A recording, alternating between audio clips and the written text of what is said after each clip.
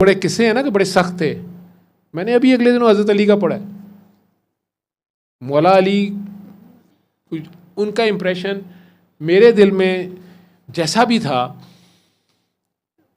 मतलब मैं आपको जो वाक़या सुनाने लगा हूँ कि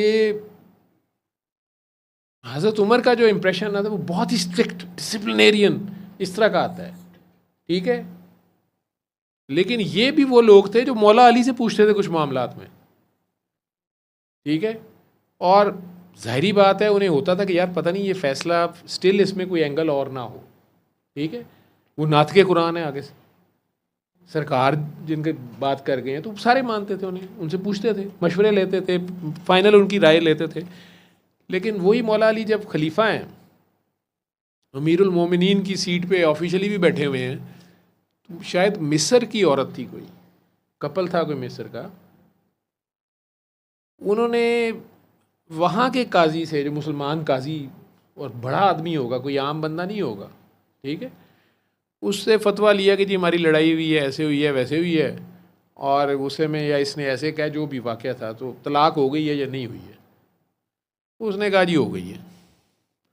उन्होंने दोबारा, उनका अपना भी कोई मजहबी इल्म था इस्लाम का या कुछ जो भी, उन्होंने उस बात पे उसे कहने की कोशिश की कि जी वैसे ये, उसने कहा नहीं जी अब तुम दोबारा शादी करो और वही हलाला होगा, और फिर ये वो जो भी था, और शायद अपने आप को ऑफ़र भी कर दिया कि मैं भी कुर्बानी देने को तैयार हूँ।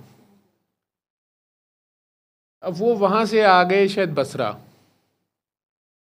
बसरा के काजी के आगे उन्होंने ये फ़ैसला रखा या अपना केस पुट ऑन किया कि जी हमारी तलाक हुई है कि नहीं हुई है। उन्होंने कहा नहीं आप लोगों की नहीं हुई है, आप रजू कर सकते हैं।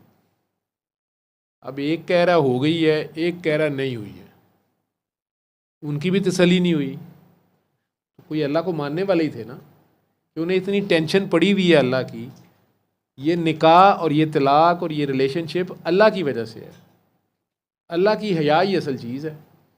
वो वहाँ से मौला अली तक पहुँचे, पता नहीं उस ज़माने में मदीना मुनव्वरा थे या नजफ़ में थे, जहाँ भी उन्होंने उस ज़माने में थे, उन्होंने जाके वहाँ उनके आगे ये केस रख दिया कि जनाब हमें ऐसे हमारे से हुआ है, और अब हमें समझ नहीं आ रही, हमें मिस्र का काजी कह रहा है कि तलाक हो गई है, और जो बसरा का काजी है वो कह रहा नहीं हुई है। अब आप बता दें, आप अमीरुल मोमिनीन हैं। उन्होंने कहा पहले तो दोनों काजी बुलाओ, ठीक है। दोनों काजी बुलाए गए और मौला ने कहा कि मेरे सामने तुम लोग केस को नरेट करो, दोबारा ज़रा दोनों को सुनाओ। उन दोनों ने अपना केस सुनाया। उन्होंने मिस्र वाले से कहा अभी क्या है फ़ैसला तेरा। उन्होंने कहा जी हो गई है। बसरा वाले से कहा कि तुम बताओ। उसने कहा जी नहीं हुई है। उन्होंने कहा कुरान एक है, दो फैसले कैसे हैं।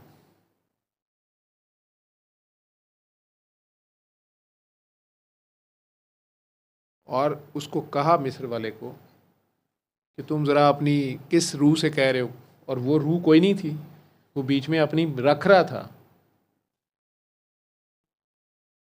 उन्होंने तलवार निकाली, उसकी गर्दन काट दी। मुझे नहीं पता अब हदीस ये, क्योंकि वाक़या है, नरेशन है, मैंने जिस बुक से पढ़ी है अथेंटिक ही लिखा हुआ है, लेकिन उन्होंने गर्दन उड़ा दी और साथ ये कहा कि एक कुरान के होते हुए दो फैसले कैसे आ गए, और जाओ तुम दोनों, तुम्हारी तलाक नहीं हुई है, जाओ रुजू करो जाके। क्या आजकल के हुक्मरान खुद फ़िका के इतने माहिर हैं? आजकल की अदालतों से ऐसे फैसले आ रहे हैं, या आजकल की अदालतों से अगर ऐसा गलत फ़ैसला फ़िका के मुताबिक, आपका कानून ही नहीं है इस्लाम का, आपका तो लॉ ही नहीं है कुरान के मुताबिक, लेकिन आपको और हम सब को अपनी ज़िंदगियों के फ़ैसले कुरान के मुताबिक चाहिए, तो एक हद तक ही आप इस्लाम प्रैक्टिस करेंगे ना। एक चूँ चूँ का मुरब्बा आप लोगों ने बनाया हुआ है, वो आप खा रहे हैं, पी रहे हैं, पका रहे हैं। वही इकबाल वाली बात कि हिंद में है मुल्ला को सजदे की इजाज़त, नादान ये समझता है कि इस्लाम आज़ाद है। वो सलामती बेटा उतनी का आएगी जितनी का आप लोगों ने अप्लाई की हुई है। सल्ले अला, सल्ले अला सल्ले अला सल्ले अला सल्ले अला शफीना सल्ले